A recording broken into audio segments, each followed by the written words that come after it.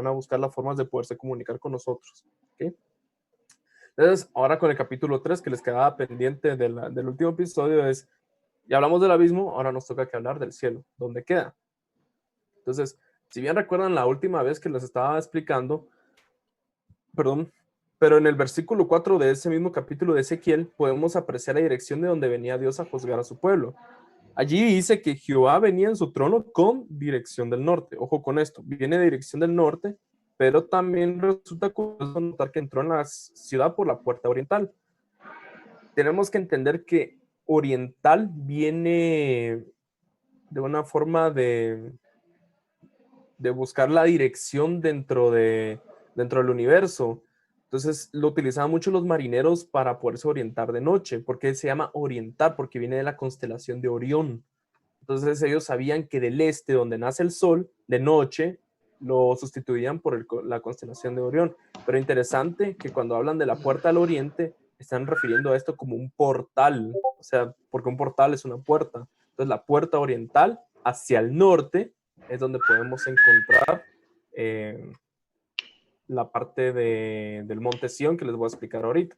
Pero solo quiero que sepan que esto los pueden encontrar en los versículos de Ezequiel 10, 19, 11, 23 y también cuando sea el regreso de Cristo, que es en el 43, 1, 4 y en el 44, 1, 2, que dice, en el regreso entrará por la puerta del oriente. Y aquí es donde encontraremos el santuario celestial. Pero antes de empezar con el santuario celestial como tal, regresemos a Génesis. En el 1.1 dice, en el principio creó Dios los cielos y la tierra. Cabe destacar el detalle cielos que está en plural. ¿Por qué? Porque en el original del hebreo está en Shau Ma'ajim. Esto significa que no es lo mismo que cielo, que está en Génesis 1.8 para nombrar nuestro cielo o firmamento, que aquí está de forma singular, y en el original del hebreo es totalmente diferente a la palabra de cielos. Obviamente en el español cielos y cielo podría llegar a confundir, pero si lo vemos en el hebreo original, cielos es Shau Ma'ajim y en el original de cielo es Raukiah, o sea, son totalmente diferentes. Nos muestra que en realidad Génesis 1.1 nos habla que en el principio la deidad, que es Dios, Espíritu Santo y Cristo, crearon el universo y la tierra. Entonces, aunque la Biblia no dice cuándo creó la deidad del universo ni explica cómo lo hizo, sí explica que Dios utilizó su impresionante poder para crearlo y eso lo encontramos en Isaías 40:26. Según los científicos, el universo tiene miles de millones de años y ojo, Génesis 1.1 no contradice esos cálculos. Muchas personas a veces dicen, no, que la Biblia se equivoca porque según la Biblia tiene 6,000 años el planeta y no, nunca dice eso la Biblia. ¿Por qué? Porque en el Génesis 1.1 refiere a los cielos. ¿A qué se refiere? Al universo. O sea, que el planeta Tierra en efecto existe desde hace miles de millones de años, pero la vida en el planeta empieza en el Génesis 1.8. Sigamos leyendo. La historia de este planeta, empieza desde Génesis 1.2 con un planeta vacío, formas de vida hasta ese momento. Este planeta estaba cubierto totalmente por agua hasta que fue visitado por la deidad para ordenarlo y llenarlo con formas de vida. Lo que los científicos no saben es sobre la vida exterior anterior que nuestro mundo fuera llenado con formas de vida. Esa es la parte que veremos ahorita más adelante. Pero ya que tenemos claro eso, veamos qué dice Apocalipsis 12, 7, 8. Nos habla de una guerra realizada fuera de este planeta hace mucho tiempo atrás. Ok, si seguimos el orden de los eventos, en Génesis 1.1 primero se creó todo. Y en el Génesis 1.2 ya habla de la vida en la Tierra. Pero entre ese lapso de tiempo hubo un evento, o sea, antes de la creación del ser humano, un ser no tan común con alias como diablo o diablos, que es en griego, que significa el que se opone, o Satanás, que significa el engaño. Por eso es que cuando escuchen a alguien que le digan satánico, perdón que le haga un paréntesis con eso, pero es importante que lo sepan, una persona satánica realmente no es que sea una persona espiritista, simplemente la palabra Satanás es el que confunde o el que engaña. Entonces, si alguien te dice satánico, es que te dice que vos sos un engañador. Entonces, realmente no es que te esté diciendo que sos una persona espiritista, simplemente que sos alguien que le gusta confundir o un buen vendedor, dirían por ahí, un casaquero. Y también se le conoce como la serpiente antigua. Fuera de un lugar entre las estrellas junto con la tercera parte de la armada del universo. ¿Quién era este ser? En Ezequiel 28, 11, 19 nos da más detalle. Nos cuenta que este ser creado en su inicio era modelo de perfección, lleno de sabiduría, hermoso, con una armadura de oro llena de piedras preciosas, que era un querubín protector. el más importante de todos ellos. 7 para ser en total, según evidencias bíblicas y también según una tradición judía, y que fue puesto en el monte de Dios. Hablaremos un poquito más sobre el monte de Dios. Pero a causa de su belleza, en su corazón surgió una idea de que era más importante de lo que realmente era. Corrompió su sabiduría al hacer que otros seres pensaran que él tenía razón y profanaron con sus actos el santuario celestial. Por eso se llamó el Satanás, que significa el engañador. En Isaías 14, 11, 14 nos dice que su nombre era Lucero o Lucifer en otras traducciones, el portador de luz, quizás por su naturaleza de querubín protector e ir con otros 3 querubines a donde Dios iba. El texto revela que en su corazón pensaba ser como la deidad, quería poner su trono, quería gobernar el universo y recibir adoración, más allá de las estrellas en el monte de la reunión, hacia el norte del universo.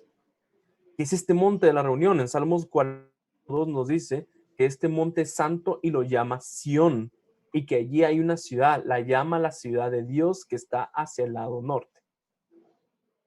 ¿Quiénes asisten a este lugar en el monte de Sión? Pero con esto surgen otras 3 preguntas. ¿Qué había en este monte de la reunión? Fue echado Lucifer. ¿Y reunión de quiénes? Ahí me avisan cualquier cosa si me dejan escuchar o si se traba mi internet, porque mi internet está teniendo problemas. Entonces, si me siguen escuchando, solo me dicen sí. Ok. Ok, vas bien. Bueno. En Salmos 52:4 menciona que desde Sión, el monte santo, convoca a los cielos, ya dijimos que eran los cielos, o sea, convoca a todo el universo para una reunión. Ya veremos más adelante de qué se trata esa reunión. Pero el libro de Job nos cuenta de una de esas reuniones que se llevan a cabo en ese lugar. Entonces dice así: un día vinieron a presentarse delante de Jehová los hijos de Dios, entre los cuales vino también Satanás. Esto lo encontramos en Job 1:6. ¿Quiénes son esos hijos de Dios? Primero Juan 3:2 dice que nosotros somos hijos de Dios. Y en Hebreos 4:16 dice que nosotros podemos acercarnos al trono de Dios, pero siempre lo hacemos a través de la oración. El problema radica en el que el verbo usado en hebreo en el original de Job 1:6 para presentarse significa yatzab. Esta palabra denota una presencia física, corporal, frente a frente. Quiere decir que viajaron desde donde están hacia donde vive la deidad. O sea que todos estos seres del universo, que ya quedamos que es un universo santo, viajan de cualquier otra forma o a su forma hasta este monte. Pero, ¿dónde vive la deidad? En 2 Corintios 12:2 dice que hay 3 cielos. El primer cielo es nuestra atmósfera, ¿ok? Segundo cielo es lo que vemos de noche, todas esas estrellas, constelaciones y el espacio. Y el último, tercer cielo, es donde vive la deidad, es donde está este monte Sión, que solo con la luz de Dios es más que suficiente para alumbrar todo este lugar gigantesco. No es necesario un sol. Imagínense eso, qué interesante. Pero, ¿cómo es posible que estos seres viajan si apenas nosotros, la estrella más cercana a la constelación de Orión está a 800 años luz? Quiere decir que en 800 años viajando a la velocidad de la luz nunca vamos a llegar, pues porque vivimos solo 100 años. Es más, la velocidad de la luz es 300 kilómetros por segundo. El hombre más rápido del mundo, Usain Bolt, solo puede correr 0.01 kilómetros por segundo. Y si apenas hemos llegado a la luna, imagínense cómo estos hijos de Dios pueden ir y presentarse físicamente delante de la deidad. En Job 38:4-7 nos da más luz sobre quiénes son estos hijos de Dios.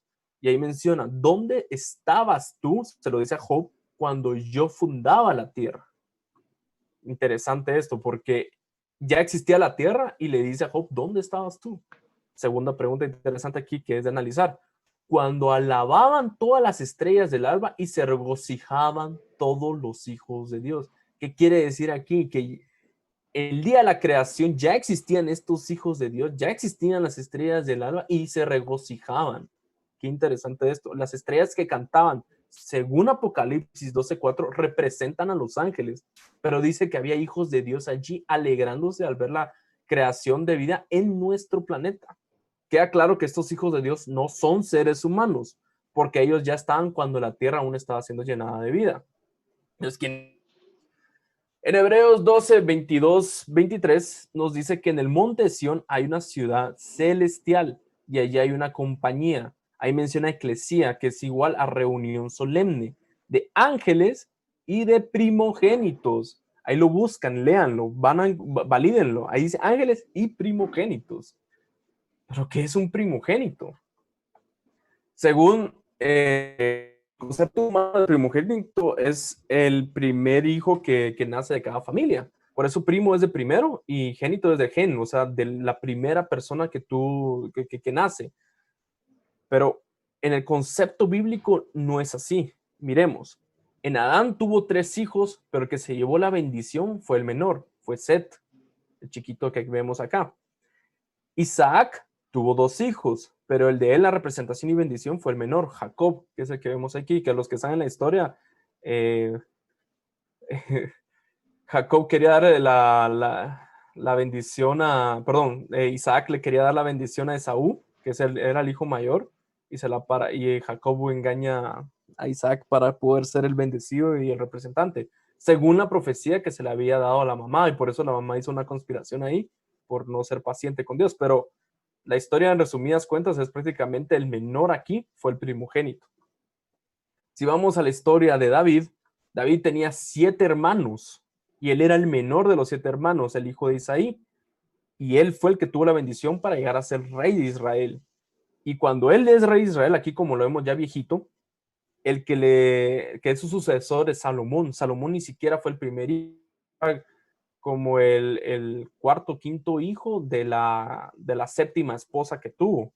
Entonces era uno de los menores de los hijos de David y él fue el que reinó después de David, no sus primeros hijos.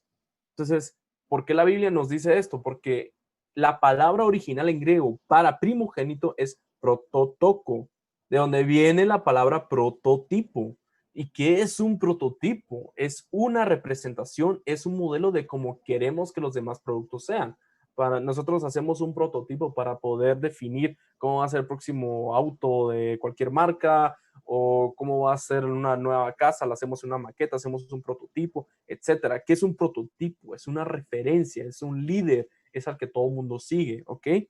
Esto no es más que como que el coordinador de grupo, por así decirlo, no tiene nada que ver con el tema de primogenitura, de darle el primer hijo, sino que es más que todo el que Dios quería para cada uno de estos representantes que son primogénitos, ¿ok? Ya que ya sabemos que son un representante, en el monte Sion, en este monte de la reunión, aquí se juntaban todos los representantes de los planetas. O sea, cuando te dice ángeles por un lado, pero por otro lado te dice también los primogénitos, ¿a qué se refiere? Que son los líderes de los planetas, los primogénitos, los representantes de los mundos. Es como una cámara senadores del universo. Les van a haber visto esto en una película, me imagino que todos ya saben cuál. En Apocalipsis 5:11 y en Daniel 7:9-10 también dice que hay millares de millares y sirven o atienden a los que llegan. O sea, dice que hay millares de personas que como cuando uno entra a un estadio y el que recoge el ticket, imagínense, hay así también en esta asamblea. Hay muchos que sirven, pero millones, para los que llegan, que son también millones que asisten a esta reunión. Un representante por cada planeta habitado. Así que, en efecto, no estamos solos en el universo. Que volviendo a resaltar lo que decía aquí Job 1:6, dice, un día vinieron a presentarse delante de Jehová los hijos de Dios, entre los cuales vino también Satanás. Ojo con esto. ¿Por qué en Job 1:6 dice que entre esos hijos de Dios llegaba Satanás? ¿Que no había sido expulsado Satanás de este lugar de la reunión? Sí, pero regresemos a Génesis. Y también solo para recordarles un poco, cuando Satanás fue echado, cuando fue el pleito que hubo en el cielo, no fue echado del universo como tal, fue echado solo del monte Sión, porque él era parte de los que acompañaba a Dios. Pero después de que se reveló, Dios lo sacó del monte Sión, o sea, lo sacó de esta asamblea. Pero eso no quiere decir que Satanás siguiera por todo el mundo. Así fue como engañó a Adán y Eva, porque Satanás andaba en mundo viendo quién caía en pecado. ¿Ok? Pero ¿por qué hacía esto Satanás? Y aquí lo explica. En Génesis 3 nos cuenta la historia de la caída de los primeros seres humanos que habitaron este planeta, de cómo Eva fue engañada por Satanás, el engañador, para que desconfiara de lo que Dios le había dicho, como lo hizo en otro lugar del universo antes, que recordamos que se llevó a la tercera parte de las estrellas.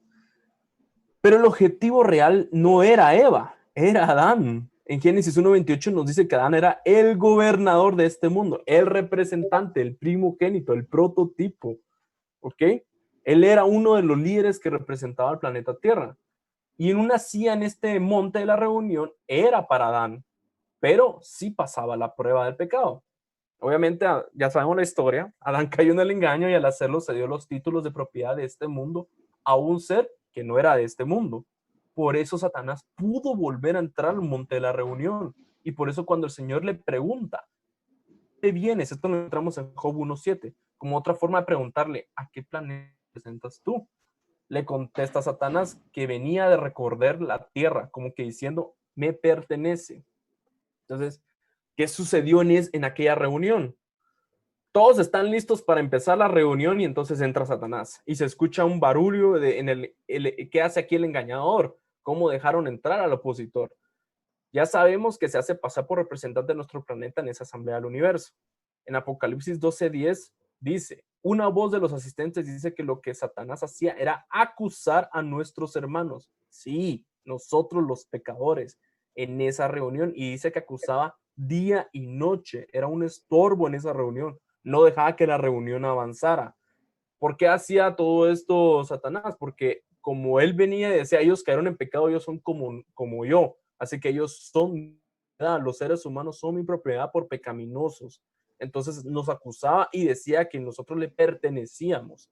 Pero viene Dios y le dice, en plena acusación estaba cuando en Job 1.8 nos cuenta que Dios le pregunta, ¿ya viste a mi siervo Job? Intachable, recto, temeroso Dios, apartado del mal.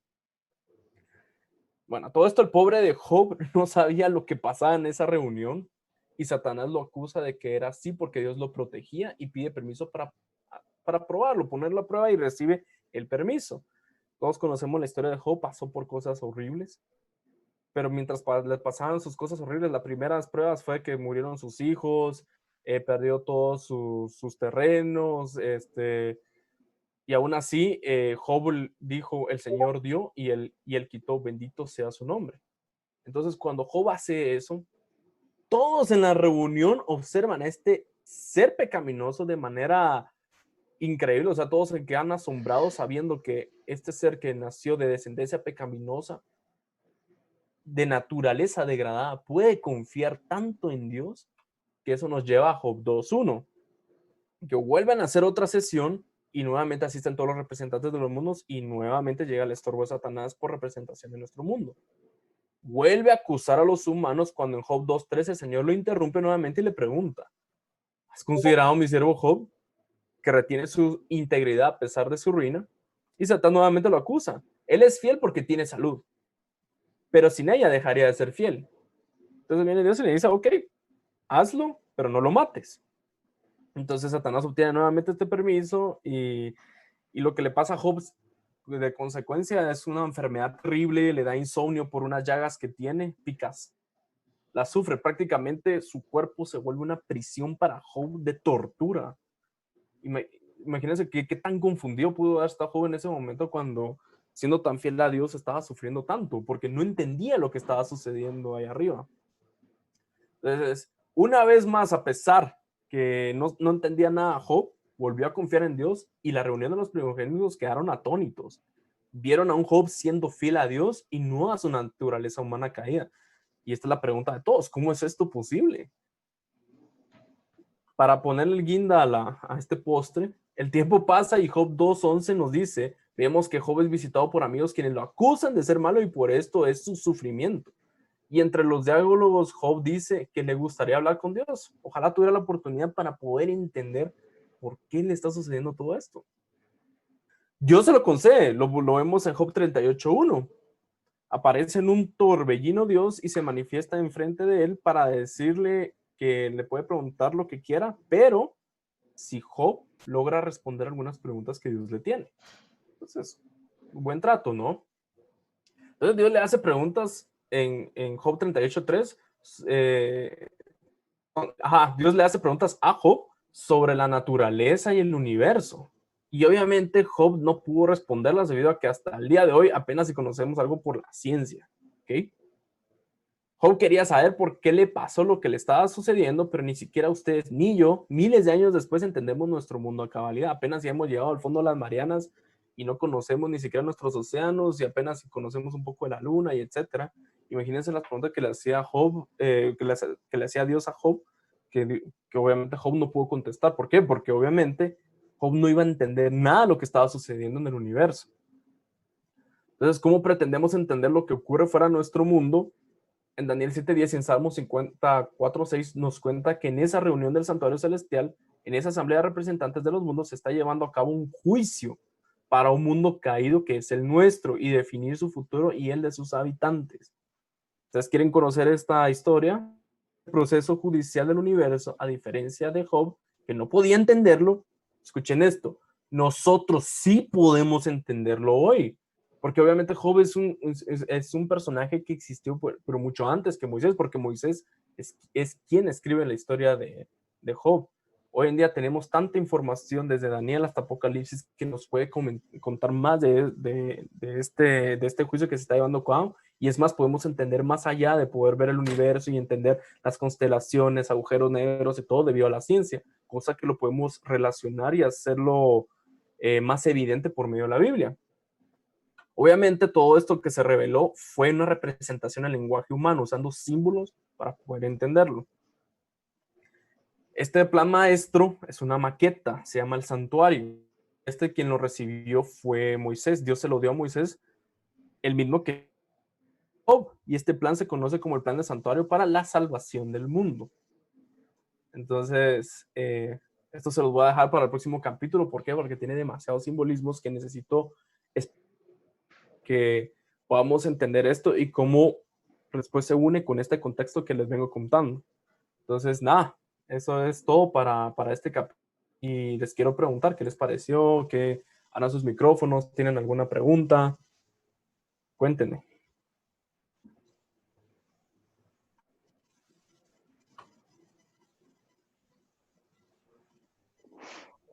Pues a mí me pareció bien interesante, ¿verdad? Pues la verdad es que todo el tema del Monte Sión, pues no sé, siempre me rebota en la cabeza que esto lo he escuchado antes, ¿va? Un monte celestial donde se juntan deidades que no conocemos. Entonces, no sé, ¿verdad? ¿Me entendés? Ahí me rebota un montón. Ahí ya vienen temas donde metemos religiones paganas, ¿va? Que inclusive vemos en piedra, ¿va? Entonces es curioso, ¿verdad? Porque como te digo, como hemos hablado tal vez antes, que muchas veces todo esto tiene una interpretación similar para varias culturas, ¿va? Exacto. Y, o sea, tienen o sea, vuelvo a lo mismo, es bien interesante que todos te hablen de lo mismo, ¿va? Entonces, por algo tiene que ser eso, me imagino yo. Por eso es que es como una forma de reafirmar la existencia de Dios, por así decirlo. Exacto, es más, y buen comentario que haces, porque cuando vos lo mencionas que también en el paganismo, más adelante voy a explicar cómo está esa cronología, que primero se explica este tema del plan del santuario y luego nacen estas religiones hablando del Olimpo, hablando de Júpiter, hablando de otras religiones paganas que sucedieron después de este plan de santuario que yo les voy a comentar en el próximo capítulo. Pero es bien, bien interesante y gracias por tu comentario, Julio. ¿Alguien más? ¿Un comentario? ¿Alguna pregunta?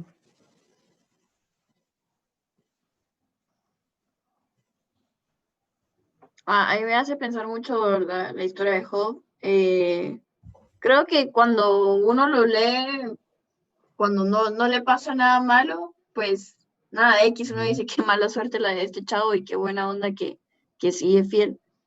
Pero ya cuando te suceden un montón de cosas y probablemente uno se pregunta qué hice de malo, ¿verdad? Para que me esté pasando este tipo de cosas. Y ver que al final, pues uno no sabe ni qué está pasando realmente, pues, o sea, no sabemos qué está pasando en el universo, si estamos siendo, pues es obvio que estamos siendo tentados todos los días para que hagamos mal y que de cierta manera nos veamos mal frente a los demás, pues a Dios y a los demás seres del universo, como para que no nos quieran dar, para que no nos quieran dar una oportunidad de ir al reino. Entonces, ahí es cuando digo, no, hay que ser fuerte, porque no quiero que me vean como esta loca pecadora, pues, sino que sea así como más, no, yo sí puedo, o sea, saber que al final estas cosas malas no vienen de Dios, pues. O sea, que no es que Él te esté deseando el mal, sino que realmente es Satanás que te está poniendo a prueba todo el tiempo. Y, y saber esta historia es impresionante, pues, o sea, decir así como que, bueno, no importa lo que pase, o sea, si estoy con Dios, todo va a estar bien. Exacto. Y lo mejor de todo eso es de que, o sea, ahorita solo nos quedamos con el tema de que Satanás vivía acusando al ser humano en esa silla que le pertenecía a Adán, pero lo volvemos a ver en el contexto histórico en el Nuevo Testamento cuando Jesús sube al cielo, cuando le dice a sus apóstoles, tengo que ir a hacer algo ahí arriba. Y es todo este plan del juicio, que viene obviamente en el plan del santuario, que lo vamos a explicar después. Pero lo bonito de todo esto es de que llega Jesús a echar de esa silla a Satanás y lo manda ahora sí al abismo. Como vimos en el del primer punto, antes a Satanás solo lo habían echado al monte Sión, pero no lo habían metido al abismo aún. Y ya cuando Jesús llega al monte Sión y a sentarse en el lugar donde que representa la tierra, echa a Satanás de ahí y a Satanás lo meten al abismo. Obviamente, como vimos en el abismo del capítulo anterior, sabemos que Satanás ha logrado salir de ahí y está viendo la forma de engañar a los seres humanos. Pero porque quiere todavía ver la forma de cómo quedarse con este mundo, ¿no? Pero ya sabemos que este mundo le pertenece eternamente a Jesús. Él es nuestro representante ahora. Qué bonito, ¿no? ¿Alguna otra duda? ¿Opinión? ¿Queja?